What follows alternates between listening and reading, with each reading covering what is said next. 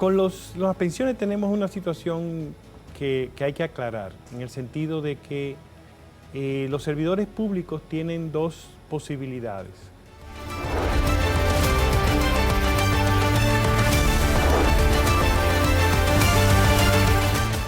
Las pensiones de los servidores públicos, ¿realmente hemos avanzado en ese sentido? ¿Tienen garantías los servidores de que luego del determinado número de años que establece la ley puedan recibir una retribución digna por tantos años de entrega? Tenemos con nosotros a don Luis Holguín Veras, quien es el coordinador del Movimiento por las Pensiones de los Servidores Públicos y quien nos va a ayudar a poner la mirada sobre este tema. Muchas gracias por acompañarnos. Bienvenido. Gracias a ustedes por la invitación. Con las pensiones tenemos una situación que hay que aclarar, en el sentido de que los servidores públicos tienen dos posibilidades. Los que tenían el derecho adquirido para permanecer en el sistema de reparto, porque comenzaron a trabajar desde antes del 1 de junio del 2003, continúan con ese sistema de reparto que le garantiza... Hablamos de la Ley de Seguridad Social. El anterior, pero el anterior. La ley actual, la 8701, reconoce ese derecho adquirido que tienen aquellos que hayan trabajado desde antes de comenzar a aplicarse la ley. Cuando vino la reforma del IDSS. Exacto, posteriormente. Pero esa situación no les beneficia, no es un derecho que tienen quienes hayan comenzado a trabajar en el Estado después del 1 de junio del 2003 que inició el nuevo sistema. Ya eso van a las AFP. Las AFP tienen el inconveniente de que no es como el sistema de reparto al cual tienen derecho los servidores públicos que trabajaron antes de iniciar este sistema, no tiene un beneficio predefinido, sino que depende de tu fondo que tú logras acumular más la rentabilidad que logras con la AFP. En los estudios que ha hecho la Superintendencia de Pensiones estableció que en mejor de los casos, aquellos que logren cotizar por 30 años, son 360 cotizaciones, el porcentaje de retribución, es decir, lo que va a recibir como pensión al momento de retirarse, no va a llegar a un 30%. Pero eso es nada. Eso es nada. Eso es uno de los temas que no se conversan, pero que hay que conversar, y sobre todo en este momento en que se está discutiendo en el Congreso Nacional la modificación de la ley. Pero yo me pregunto si existe una nueva regulación con la nueva Ley de Seguridad Social 8701, que ya tiene 24, 25 años, que debe ser readecuada a los nuevos tiempos, revisada, ¿no? Y que ya, o sea, no era lo mismo partir de cero con esta nueva legislación que fue copiada de otros países donde, como Chile, tienen ese tipo de regulación para las pensiones. Ahora entonces tiene que formarse un movimiento como el que usted encabeza para salir en defensa de los derechos de las pensiones de los empleados públicos. Pero, sin embargo, vemos que el Poder Ejecutivo tiene también la facultad de discrecionalmente otorgar pensiones y eso también genera controversia. Siempre que el presidente el presidente de turno, sea quien fuere, emite un decreto emitiendo las pensiones correspondientes, la gente como que dice, wow, pero entonces yo no estoy ahí. Se habla de privilegios. Exacto, se ve. Sobre todo porque el marco sobre el cual se emiten ese tipo de pensiones especiales, que dentro de ese marco pues son legales, es un marco que busca la protección de las personas envejecientes. Claro. Muchas veces uno se pregunta si realmente todas las personas que reciben ese tipo de pensión están en esas condiciones. Pero cuando uno revisa las pensiones especiales, se da cuenta de que hay muchos servidores públicos que por relación política, afectiva, como fuera, buscan una pensión porque en el sistema de reparto hay un límite máximo de pensión, que lo tienen todos los sistemas de reparto, que busca evitar que sueldos muy altos perturben la sostenibilidad del plan. Entonces tiene un límite. Pero ¿qué pasa? Que en el país la Dirección General de Jubilaciones y Pensiones calcula de forma incorrecta ese plan, ese límite. porque lo hace en base al sueldo mínimo del sector público, que sigue siendo desde el 2019 hasta la fecha 10.000 pesos. Y en la ley 379/81, que fue la que creó el sistema de reparto estatal, plantea que ese límite debe calcularse sobre el salario mínimo nacional vigente. La misma ley 8701 habla de los dos conceptos. Cuando habla de la pensión solidaria, dice que es un 60% del sueldo mínimo del sector público. Cuando habla de establecer el salario máximo cotizable y otras aplicaciones, establece que se hace en base al salario mínimo nacional. Y dice en un artículo que ese salario se calcula sobre la base del promedio simple de los salarios mínimos del sector privado no sectorizado, que es mucho mayor que los 10.000 pesos que desde el 2019 se mantiene el salario mínimo nacional del sector público. Pero tú se imaginas, el 30% de ese salario son 3.000 pesitos, que eso no da eso no da para absolutamente nada. En una edad que cuando la persona entra ya en la etapa de ser pensionado, es en el momento en que no puede ya tener la fuerza física para trabajar como antes y que por lo general tiene temas de salud por su edad, que tiene que tomar pastillas, medicamentos, etc. ¿Y qué aprestos han hecho para tratar de calar en la ponderación de la ley, en la modificación, estos aspectos? Bueno, desde diferentes organizaciones y la participación de muchas organizaciones y personas de la sociedad civil, se ha construido una alternativa que plantea un sistema de reparto que sea el sistema obligatorio que garantice unas pensiones predefinidas, que tú sepas que bajo tales condiciones, tales requisitos, te corresponde ese porcentaje. Pero no que sea a lo que agarre mi bon, como decíamos cuando jugábamos bolita. No que sea de acuerdo a mis cotizaciones. ¿Y qué pasa si yo no cotizo? Si yo entro a trabajar en el mercado informal, si cualquier cosa que me pase, que no me permita seguir cotizando y acumular esa cantidad, ¿de qué voy a vivir? Entonces, hay una propuesta con estudios incluso actuariales que no solo mejora las pensiones que tiene incluso el sistema de reparto actual, sino que ha demostrado que es más económico que el actual sistema de capitalización individual. ¿Y cómo evalúa la gestión actual de las nuevas autoridades de la Superintendencia de Pensiones y lo que ha sido el manejo regulatorio de ese sector? Mira, Víctor, el sistema dominicano de seguridad social, o mejor dicho, la ley 8701, desde su génesis, ha sido acomodada.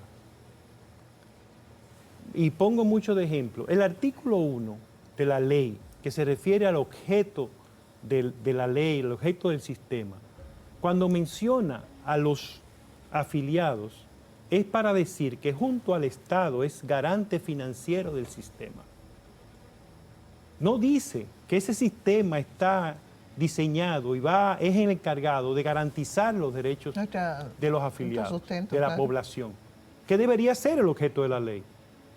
Puede contener la parte de la sostenibilidad, no tengo ninguna objeción a eso. O sea, es verdad que somos garantes, pero antes de ser garantes tiene que establecerse que el objeto de la ley no es que nosotros seamos garantes, es que nos garanticen a nosotros. Exacto.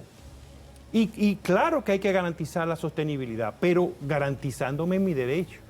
Entonces, a partir de ahí, y pongo eso como ejemplo, todo el sistema se ha ido acomodando a los intereses de los negocios que están insertados en la seguridad social. El Nacional en estos días sacó un artículo, creo que hoy o ayer, hablando de que la rentabilidad ha ido bajando. Pero ¿cómo no va a bajar si en el 2020 se hizo una reforma de la ley 8701 que le quitó el que las ganancias de las AFP estuvieran asociadas a la rentabilidad que tuvieran para sus afiliados, que obtuvieran para sus afiliados? Que fuera proporcional. Ahora no, ahora ellos ganan por lo que administran, por el fondo que administran. Entonces no tienen ningún interés de una rentabilidad, pero para colmo, cuando uno busca en el reglamento de pensiones la fórmula en que se calcula la rentabilidad mínima que deben garantizar las AFP, se da cuenta de que está hecho de forma tan favorable para las AFP que hasta permite que la rentabilidad sea negativa. No, pero eso es el colmo. Es el colmo. Lo que pasa es que también es la crítica que desde hace muchos años diversos sectores vienen reclamando de que está desbalanceada la ganancia, porque ganan más o tienen mayores beneficios los administradores de las administradoras de fondos de pensiones. Correcto. Que, como decía el doctor Los Oliveras, que deben ser los beneficiarios, exactamente. claro. Entonces tú tienes un sistema que me preguntaba de la superintendencia de pensión. La superintendencia de pensión funciona como si fuera un departamento. No importa quién esté ni qué esté haciendo. No. La superintendencia en sentido general, desde sus inicios hasta. Desde cuando ahora, Doña Persia. Desde cuando Doña Persia. Trabaja como un agente, como si fuera un departamento de las AFP. No, un defensor de las AFP. Y pongo otro ejemplo.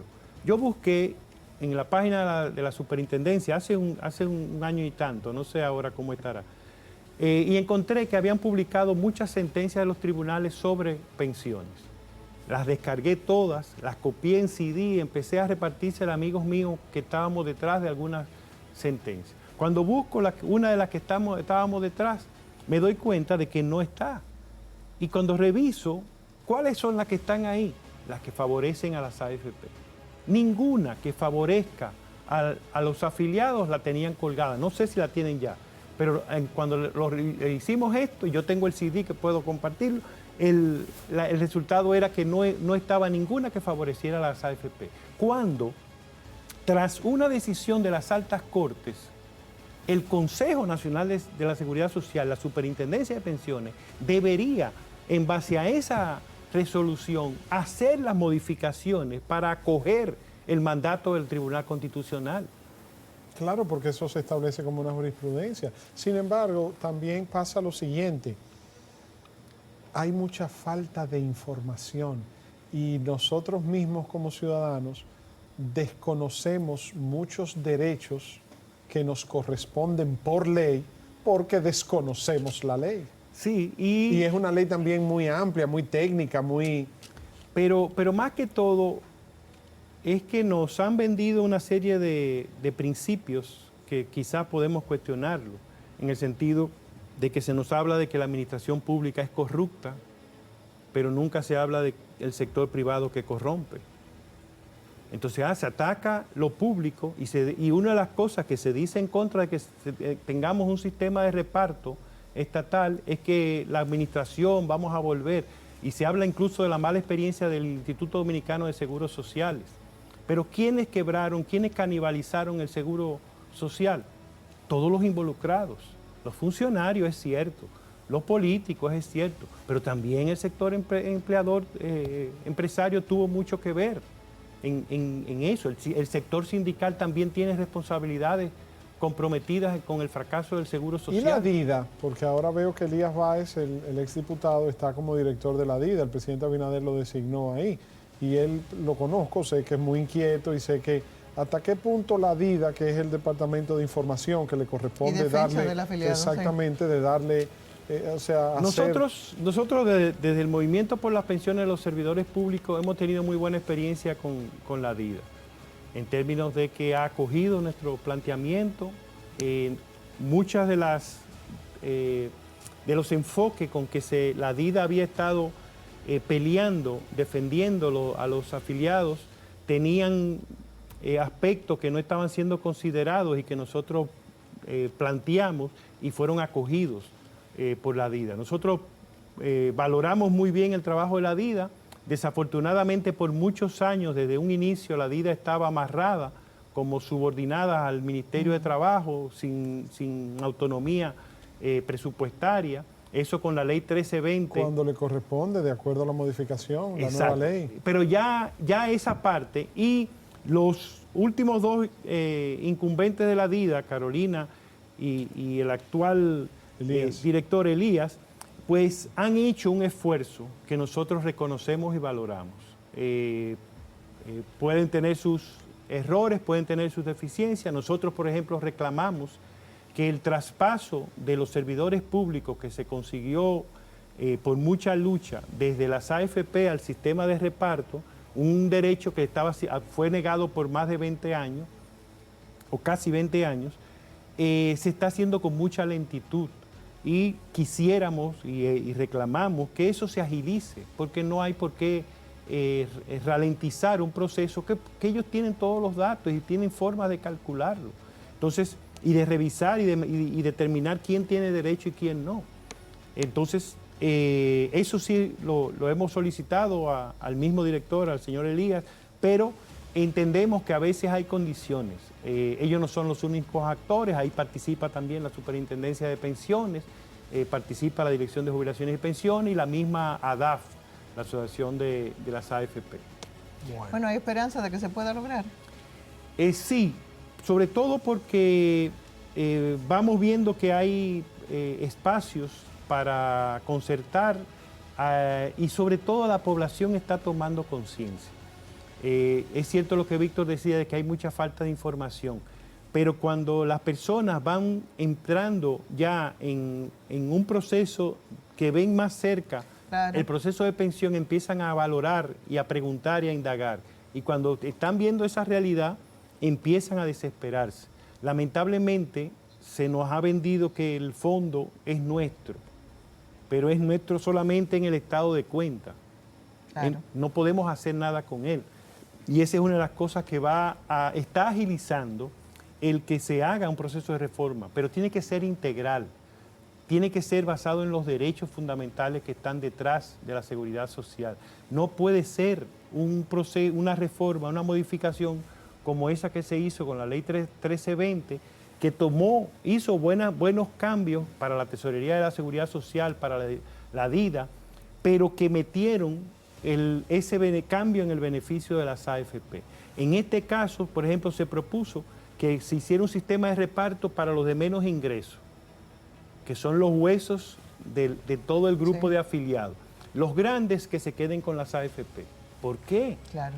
¿Por qué? El grande no tiene derecho también a una pensión digna. Claro. Esperemos entonces que todo pueda evolucionar y se logre ese sentido de justicia que hace falta para gente que se entrega a un trabajo y necesita una retribución al final de sus años. Y un tema de justicia social. Sin duda alguna. Totalmente. Y humana.